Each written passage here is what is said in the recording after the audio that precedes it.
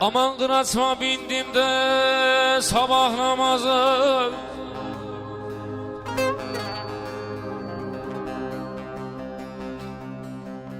göründü gözüme de bir Türkmen kızı,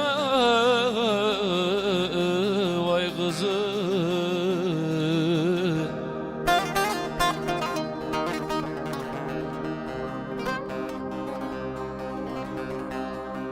Aman aşık etti beni de kendine yüzü, vay yüzü.